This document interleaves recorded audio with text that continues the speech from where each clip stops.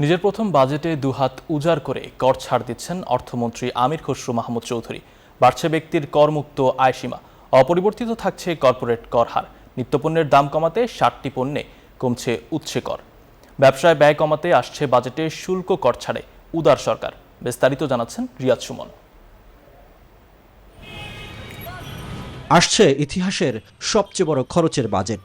৯,৩৮,০০০ কোটি টাকার এই ব্যয় পরিকল্পনায় অর্থ সংস্থানে বড় নির্ভরতা এনবিআরের রাজস্ব খাতে, কিন্তু সেখানে বড় ছাড় নিয়ে আসছেন অর্থমন্ত্রী।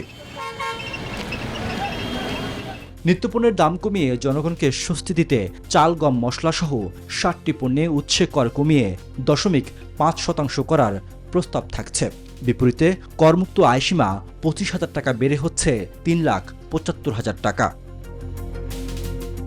ব্যবসায়ীদের স্বস্তি দিতে অপরিবর্তিত রাখা হচ্ছে কর্পোরেট কর হার। কর অব্যাহতি দেয়া হচ্ছে সব ধরনের ফ্রিল্যান্সিং আয়ে। কন্টেন্ট ক্রিয়েশন আয়ও থাকছে করমুক্ত।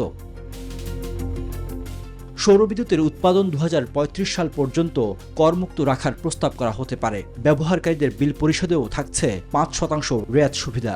উপকরণ আমদানি ২০৩১ সাল পর্যন্ত করমুক্ত রাখার প্রস্তাব করতে পারেন অর্থমন্ত্রী। ইলেকট্রিক গাড়ির রেজিস্ট্রেশনে আগাম আয়কর ২ লাখ টাকা থেকে কমিয়ে সর্বোচ্চ ১ লাখ টাকা করা হচ্ছে। এর বাইরে কর রেয়াত পাবে স্থানীয় উৎপাদনকারী প্রতিষ্ঠানগুলো।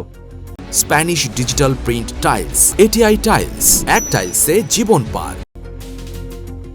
জনস্বাস্থ্য বিবেচনায় কিডনি ডায়ালিসিস ফিল্টার আমদানিতে থাকা ৫% আগাম কর প্রত্যাহার হচ্ছে। স্বর্ণ ও অলংকার সরবরাহে ৫% উৎসে কর কমিয়ে ০.৫% করা হতে পারে।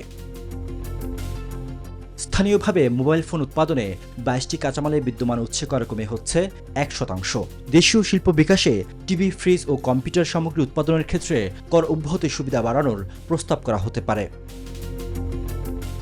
রপ্তানি আয়ে নগদ প্রণোদনার উপর থাকা ১০% উৎসে কর কমিয়ে ৫% করার প্রস্তাব করা হতে পারে। এছাড়া বিদ্যুৎ ক্রয়ের উপর উৎসে কর কর্তনের হার কমিয়ে ৩% করা হতে পারে। রিসাইকেলড পণ্য ও কাঁচামালের ব্যবহার ৩% থেকে কমিয়ে ১% করা হচ্ছে। মোটরসাইকেল নিবন্ধনে TIN বাধ্যতামূলক করা হচ্ছে, তবে দিতে হবে না নবায়ন কর। মোবাইল নেটওয়ার্ক সেবা খাতে উৎসে কর কর্তনের হার ১০% করার প্রস্তাব করা হতে পারে। শিল্পের কাঁচামাল আমদানিতে উৎসে অগ্রিম কর ৫% থেকে কমিয়ে ৪% করার প্রস্তাব হতে পারে। স্টার্টআপ প্রযুক্তি নির্ভর ব্যবসার ক্ষেত্রে থাকছে না টার্নওভার ট্যাক্স। এসএমই খাতেও আছে সুখবর। করমুক্ত থাকছে ৫০ লাখ টাকা পর্যন্ত টার্নওভার থেকে অর্জিত আয়। পরিবহন, ক্যারিং ও গাড়ি ভাড়া সেবা খাতে উৎসে কর ৫ থেকে কমিয়ে ২% করা হচ্ছে। সব মিলে এবারের বাজেটে প্রত্যাশার চেয়েও বেশি কর ছাড় দিতে যাচ্ছেন অর্থমন্ত্রী। রিয়াদ সুমন, নিউজ 24, ঢাকা।